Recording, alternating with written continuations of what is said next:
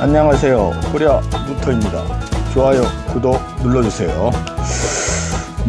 제가 밴드에도 좀 미리 얘기를 말씀을 좀 드린 내용입니다만, 오늘은 2020년도에 관한 예측을 말씀드릴까 해요. 예측입니다. 일단 우리나라 먼저 짚고 넘어가려고 합니다, 여러분들. 우리나라는요, 2020년도 지금 곧 4월이면 선거가 앞에 있죠, 여러분들. 지금도 양쪽에 집회에 나와서 한참 시위를 하기도 하죠, 여러분들. 중요한 내용입니다. 여러분들 꼭 듣고요, 꼭 좀 메모를 해 놓으시던가 이 방송을 다시 듣고 또 듣기 바랍니다, 여러분들. 2020년도는요 모든 것을 바꿉니다, 여러분들. 하나씩 천천히 개혁이 시작이 될 거예요, 여러분들. 사회 전반에 걸쳐서 개혁이 시작될 겁니다. 그리고 4월을 앞에 둔 시점에서 우리나라 정치권 쪽에 많은 바람이 불 거예요. 그리고 지금 현재 연예인들이 많은 자살이 일어나고 있죠. 2020년도도 마찬가지로 연예인들 자살이 일어납니다, 여러분들. 그리고요, 중국과 우리나라의 대외적인 관계를 언급을 좀 할게요. 중국은요 힘이 빠집니다, 여러분들. 힘이 빠져요. 중국이 힘이 빠지면 우리나라도 마찬가지로 힘이 빠질 수밖에 없는 시기입니다. 수출이나 이런 면에서 많이 의지하고 있기 때문에요. 지금 이제 다음은 미국 얘기를 할 건데요. 간단히 하고 그 안의 내용은 또 시간이 되면 안으로 더 들어가긴 하겠는데요. 일단은 미국 얘기를 할게요. 미국은 우리나라에 대한 힘이 2020년부터 약화됩니다, 여러분들. 약화됩니다. 확실하게 말씀드릴게요. 약화됩니다. 그러면 러시아는 어떻게 될 거냐? 러시아는 발언권이 세집니다. 러시아는 여러분들이 알지 못하는 것도 몇 가지 있어요. 제가 공개를 안 한 걸로 알고 있는데 러시아는 금강이 있습니다. 커다란 금강이요. 재정도 괜찮은 편이고요. 러시아는요. 중국은 쇠퇴일로에 들어가 있어요. 중국 얘기는 좀 나중에 할게요. 일단 우리나라 좀 할게요. 쇠퇴일로에 들어가 있고, 러시아의 발언권이 아시아권에서 세집니다, 여러분들. 일본과 우리나라는 계속 이 상태로 갑니다. 더 악한 상태로 가요. 그리고요, 아베는 내년서부터 내리막길 확실히 걷습니다. 일본 경제는요 점점 더 어려운 수렁에 빠질 겁니다. 늪에 빠질 거예요. 그렇다고 우리나라는 좋아지냐? 그것도 아니에요. 우리나라도 내년엔 상당히 힘들어집니다. 제가 계속 말씀을 드립니다만 여러분들한테 우리나라 경제는 힘들어져요. 하지만 2, 3년 지난 뒤에는 일어선다고 말씀드렸습니다. 2, 3년 지난 뒤에는. 이게요, 패턴이라는 게 있어요. 경제 리듬이라는 게 있고요. 사회 전반에 걸쳐서 개혁이 일어날 겁니다. 개혁이 원년이 될 거예요. 2020년도. 이거 잠깐 동영상을 조금 보시고 말씀을 드릴게요. 사회 전반에 관한 얘기니까요. 네, 전과가 있는 연예인에 대한 방송 출연을 금지하는 이른바 전과 연예인 퇴출법이 발의되면서 연예계가 바짝 긴장하고 있습니다. 어떤 법인지 짚어보겠습니다. 변호사님, 그러면 전과가 있는 연예인, 그렇다면 이수근 씨 진짜 못 보는 거예요, 앞으로요? 일단은 지금 상황이 이 법이 시행이 되는 건 아니고요. 법안이 지금 발의만 된 상태입니다. 그래서 이제 시행이 될 수 있는 그런 가능성이 있다는 건데, 이 법이 지금 마약 관련 범죄, 그리고 성범죄, 음주운전, 도박, 이것에 한정해서 금고 이상의 형이 확정이 된 사람에 대해서는 방송에 출연하지 못하도록 하겠다, 이런 내용을 담고 있는데, 금고 이상의 형이라는 게 집행유예도 포함이 되는 개념이거든요. 그렇기 때문에 집행유예 전력이 있는 사람 같은 경우에는 이 법이 만약에 발의가 돼서 시행이 되게 된다면 앞으로 이제 방송에서는 사실상 보기가 힘들다고 네. 볼 수 있습니다. 금고 이상이면 금고형, 집행유예형, 징역형 예, 이렇게 보면 되겠네요. 근데 사실상 아까 그래픽에서도 네. 봤듯이 맞아요. 대부분의 지금 연예인들이 많이 해당될 것 같은데요. 네, 진짜 말씀하신 것처럼 집행유예도 해당이 되잖아요. 근데 우리 앞서서 마약이나 성범죄, 그리고 또 도박, 또 음주운전을 했던 과거에 좀 전력에 있던 범죄를 저지른 연예인들이 지금 심심찮게 활동을 하고 있습니다. 또 활발히 활동하는 분도 있는데 짚어볼까요? 김용만 씨. 불법 도박 했었죠. 이수근 씨, 탁재훈 씨, 토니안 씨 요즘 이제 예능 프로그램에서 활발히 활동 중인데 이분들도 불법 도박을 해서 여기까지만 얘기를 드릴게요. 오늘 할 얘기가 좀 상당히 많은데요, 사실은. 제가 말했습니다. 내년서부터 무슨 원년? 개혁의 원년이 될 겁니다, 여러분들. 사회적으로 이제 문제가 일으켰던 사람들이 다시 복귀를 해서 또 돈벌이를 하죠. 이게 사라질 거예요. 여기 지금 법이 발의됐다는 거 말씀드렸죠. 이게 그러면 연예인들만 적용되느냐? 아닙니다. 개혁의 바람이요. 연예인들만 불고 끝이냐? 아닙니다. 절대 아닙니다. 정치인들도요, 개혁의 바람에 붑니다. 그거는요, 유권자들이 이제 천천히 강도를 높여나갈 거예요. 개혁을 안 하면 난리가 날 겁니다. 여러분들. 개혁을 할 거예요. 내년서부터 시작을 합니다. 여러분들. 그러면 정치와 연예계만 개혁이 들어가냐? 아닙니다. 아니에요. 그럼 어디 들어가냐? 경찰, 검찰, 판사들 다 들어갑니다. 여러분들. 개혁의 원년이에요. 안 그러면 안 그럴 수가 없어요.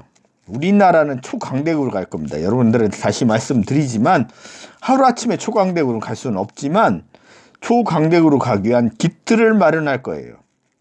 그게 내년서부터라고요. 기존의 이득권을 가지고 있던 사람과 이제 이득권을 받으려고 하는 사람과 국민의 편을 든 사람이 이제 드러날 거예요. 여러분들. 제가 정치 얘기를 잘 안 합니다만 민주당, 자유한국당, 정의당 지금 다 개판이에요. 솔직히 말씀드려서 다 개판이에요. 뭐 구체적인 얘기 말씀 안 드리겠습니다. 정치 성향을 말하고 싶지도 않고요. 개혁이 될 겁니다. 누구의 손에 의해서? 국민들의 손에 의해서요. 그리고 주의해야 될 점이 말씀드릴게요. 내년에 뭘 주의해야 되냐? 물론 제가 계속 말씀을 드렸습니다. 금과 은을 사고 현금을 보유하라는 식으로 계속 말씀을 드렸어요. 그것 또한 분할로 하시라고 말씀드렸습니다만 거기서 끝난 게 아니라 내년에 집회에 가지 마십시오. 시위에 참가하지 마세요. 여러분들. 중요한 건요. 선거에서 선거로 하는 겁니다. 여러분들. 우리가 시위에 나가서 할 때도 필요할 때도 있어요. 하지만 가지 마십시오. 내년만큼은요. 내년에 시위에 가시면 폭력 시위가 될 거고요. 여러 사람이 다칠 겁니다. 여러분들. 그 중에 내 가족이나 내가 될 수가 있어요. 데리고 갔다가. 절대 참가하시면 안 됩니다. 선거로 직접 표시를 해야 돼요. 우리가 그렇게 할 때가 있고 아닐 때가 있어요. 기존의 기득권들이 그 기득권을 놓으려고 쉽게 할까요? 여러분들? 아닙니다. 절대 아닙니다. 그들은 쉽게 안 나요. 국민들이 하는 거거든요. 끝까지 발악합니다. 하다못해 깡패를 동원해서라도 발악을 할 거예요. 그렇기 때문에 시위대에 가족들을 데리고 가시면 안 돼요. 나 또한 참가하시면 안 되고요. 선거에 직접 가셔서 선거로 투표를 하십시오. 민주당이 됐다면 민주당이 잘못했으면 민주당이 아닌 쪽을 찍고요. 자유한국당이 잘못했으면 자유한국당이 아닌 쪽을 찍고요. 정의당이 아닌 쪽은 아닌 쪽을 찍으시면 돼요. 정의당이 아닌 쪽을. 여러분들. 개혁이 원년에 될 거라고 제가 계속 말씀드렸습니다. 여러분들. 내년에 개혁이 원년이 될 거예요. 자, 그러면 사회적으로는 그렇게 말씀을 드렸습니다. 자, 그러면 정치적으로도 말씀을 좀 드렸고요. 이제 경제적인 말씀을 좀 드릴 거예요. 한국만의 경제적 문제를 말씀드릴 거예요. 내년에는 여러분들 선거 전까지는 괜찮습니다. 주식시장도 반짝도 있어요. 2, 3개월 지금 반짝할 수 있어요. 이게 2, 3개월, 그러니까 2월이나 3월 쪽에 반짝할 수 있어요. 선거 전까지는. 트럼프도 마찬가지지만 지금 정권도 마찬가지거든요. 사실은 가계부라는 시한폭탄을 안고 있지만 터뜨리진 않을 거예요. 4월이 지나야지 선거가 끝나고 나서 할 겁니다, 여러분들. 선거의 향패는요, 총선 향패는 지금 제가 보기에는 알 수가 없습니다. 툭 까놓고 말씀드릴게요. 자유한국당일지 민주당일지 다른 당일지 알 수가 없는 상황이 됐어요, 지금. 왜? 그동안에 자유한국당이 너무 많은 짓을 했어요, 안 좋은 일을. 하지만 민주당도 그 짓을 해왔다는 거죠. 저 정권을 잡고 계속 그래왔어요. 거기에 투기꾼들이 또 껴있고요. 갭 투자한 애들이 자기네 거 털어내달라고 난리치고 있고요. 그거 털어내주면 안 됩니다, 절대. 빚을 갚아주거나 집을 매입하거나 하면 안 되는데 일부를 조금 했어요, 정부가. 잘못된 행동이죠. 그리고 지금 정부도 못하는 게 너무 많아요.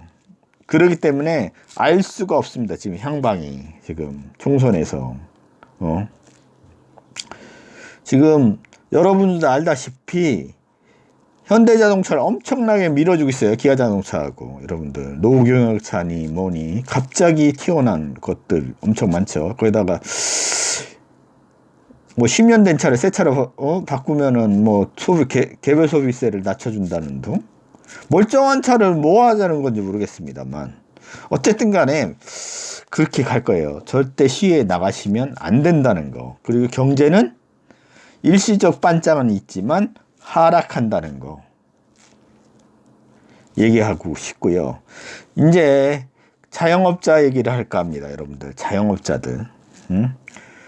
각자 지금 많이 힘드시죠. 그러나 버틸 힘은 좀 있으실 거예요. 하지만 내년에는 더 어렵습니다, 여러분들. 지금보다 더 어려워요. 그렇다고 해서 IMF처럼 꽈당땅 해냐? 아닙니다. 천천히 죽여요. 말려 죽입니다, 여러분들. 이게 언제까냐? 2, 3년 동안 말려 죽이십니다. 2, 3년 동안.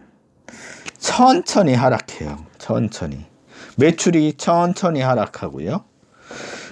매출이 하락하면 점점 어렵죠. 지금도 어려운데. 우리나라 경기는요, 지금 급격하게 내려간 것도 아니고 올라간 것도 아니죠. 항상 그랬어요. IMF 때만 그렇게 했죠. 그런 건 안 온다는 거죠, 여러분들한테. 내년이 상당히 힘들 건데 천천히 내려간다는 거죠. 일반인들한테. 갭 투자한 사람한테는 지옥일 겁니다. 갭 투자한 사람한테는 본격적인 지옥을 맛보게 될 거예요. 제가 말씀을 드립니다, 계속. 돈을 구할 수 없는 상황이 될 거예요. 내환 위기입니다. 내환 위기. 우리나라는 내환 위기는요, 돈이 말라가는 거예요. 진짜 돈 있는 사람 돈이 썩어 나가고요. 돈이 없는 사람은 전전긍긍하고 다녀요. 돈을 빌릴 데가 없어요. 은행 가도 안 빌려주고요. 이금융권 가도 안 빌려준다. 왜? 이금융권도 지금 위태위태 하거든요. 진짜 어려운 시기가 왔어요. 이제 중국 얘기를 조금 할까 해요. 우리나라 얘기 더 할 게 있지만, 이제 구체적으로 들어갈 얘기도 있지만, 일단 중국 얘기가 지금 시급하게 돌아가 있어요.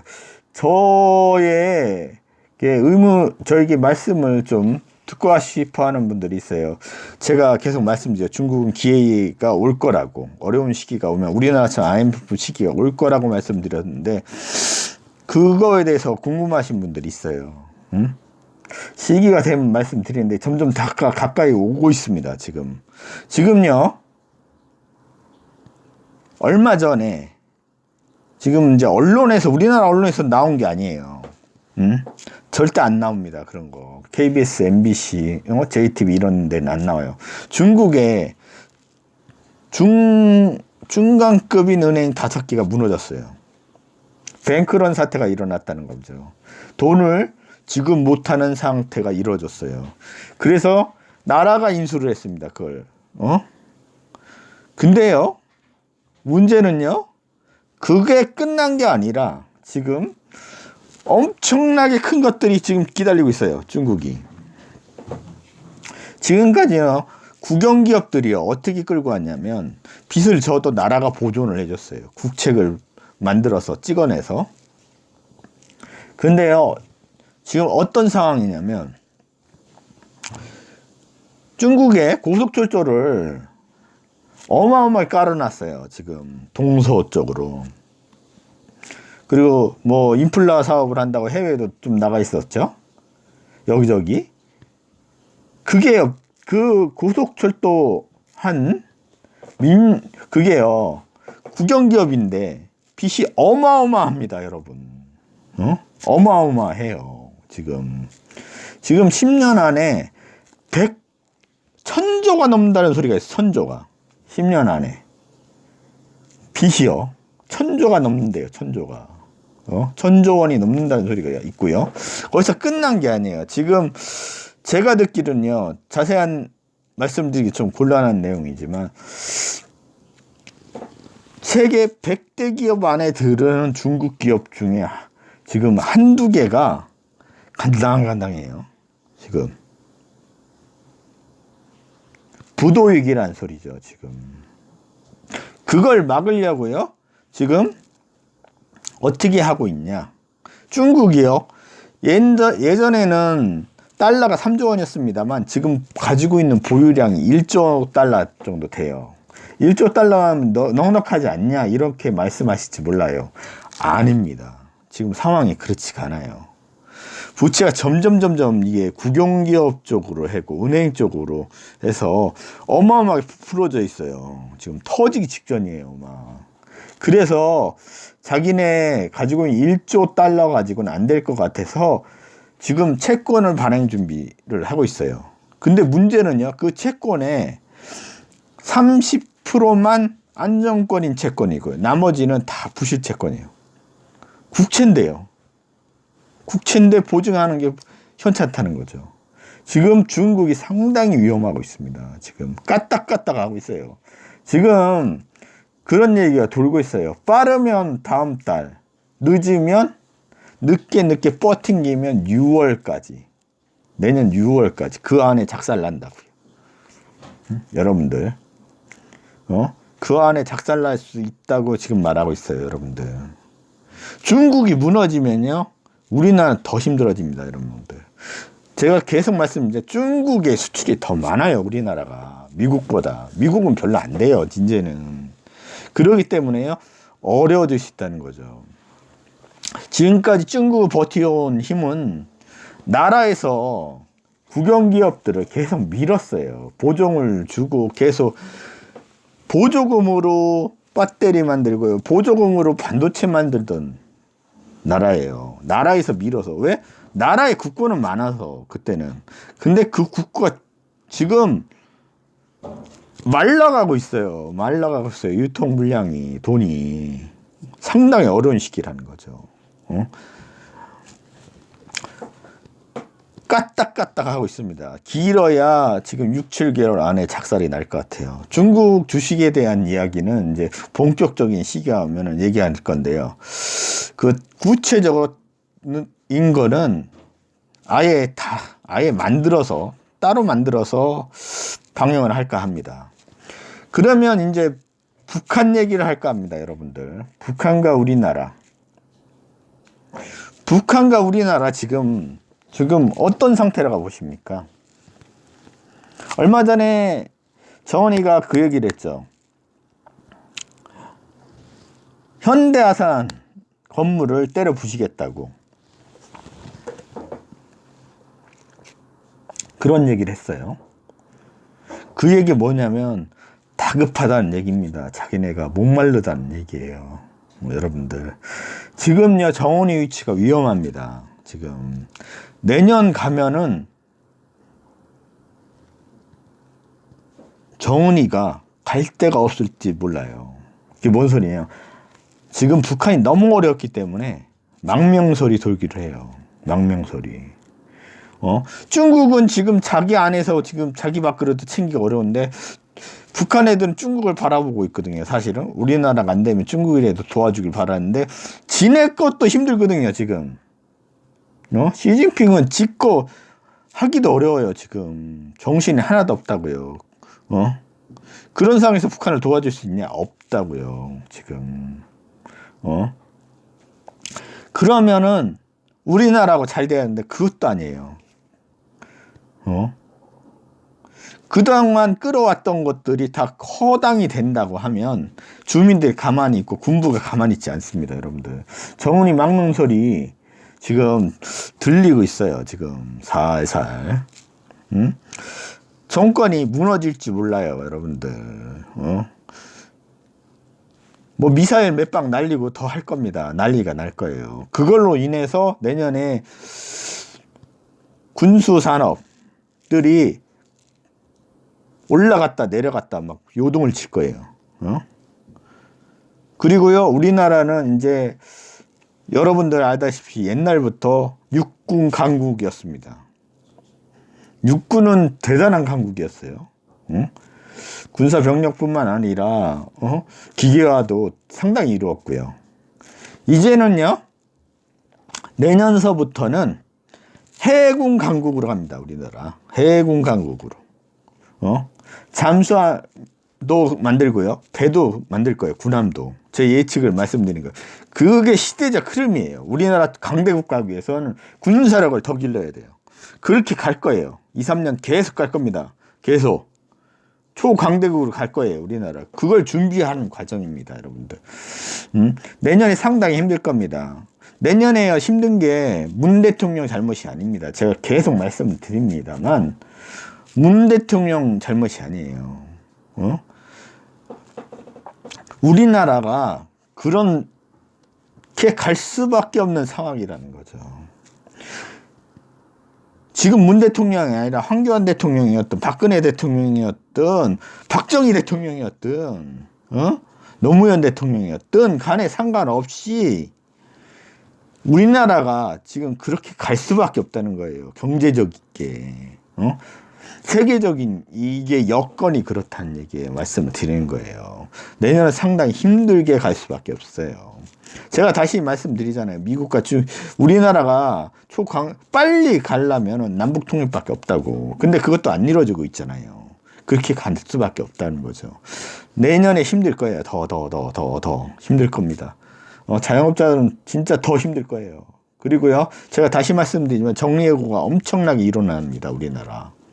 그리고 보험회사들 엄청난 부도가 날지도 몰라요. 그리고 건설회사들도 작살날 위험이 있어요. 지금 엄청나게 만들었죠. 이명박 때부터 건설을 엄청나게 했어요. 우리나라는 벌써요 100%가 넘어갔어요. 여러분들, 지금 130%가 넘어갔다는 말입니다. 여러분들, 집값을 계속 말도 안 되는 뭐 올라간다 이게 떨이입니다. 마지막. 아시겠습니까 여러분들? 미끼질이라는 거예요. 물면은 죽습니다. 여러분들, 자기 돈 있는 사람은 해도 돼요. 하지만 은행 빚이나 끌어다가 단타식으로 갭투기처럼 한다면 그 사람 작살납니다. 가정뿐만 아니라 다 작살나요. 여러분들, 경제가 그렇게 흘러가고 있다는 거예요. 여러분들, 그렇게 알고 계시면 될 것 같고요. 제가 다시 말씀드립니다. 여러분들, 금과 은을 분산해서 사시고요. 그게 싫으신 분들은 현금을 가지고 계세요. 갭 투자나 뭐 이런 거 하시면 안 되고요. 주식은 뭐 일시적으로 올라갈 수 있어도 되도록이면 하지 마세요. 운이 무지하게 좋은 사람입니다. 내가 운을 타고났다, 천재적 운을 갖고 있는 사람은 하십시오. 그런 분은 하셔도 돼요. 천재적 운이라면. 하지만 일반 사람들 하면 안 된다는 거죠. 부동산은 더 내려간다는 거죠. 마지막 미끼를 던지고 있어요. 여러분들, 마지막 미끼입니다. 거기 속으시면 안 되고요. 그리고 다시 말씀드리면 내년에는 절대 시위에 나가시면 안 돼요. 시위에 나가시면 다치십니다. 대형 사고가 일어날 거예요. 여러분들, 지금처럼 안전한 시위를 할 게 아니에요. 마지막 기득권들이 발악을 하고 난리를 칠 거예요. 거기에 피보지 마시라는 거죠. 오늘은 6까지만 하겠습니다. 2020년도 여러분들 전체적인 얘기를 많이 했는데요. 여러분들 꼭 잊지 마시고요. 무엇보다 지금 중국이 많이 힘들고 우리나라가 점점 어려워질 거라는 거. 이건 경제적 흐름이라는 것만 잊지 마십시오. 그리고 사회 전체가 내년서부터 개혁이 일어날 거예요. 어떤 개혁? 언론 개혁. 그리고 공권력 개혁. 그리고 사법부 개혁. 그리고 교육 개혁. 전반적으로 다 이루어진다는 거예요. 군도 해군 위주로 초강대국으로 갈 준비를 할 거예요. 여러분들 그렇게 알고 계셨으면 좋겠고요.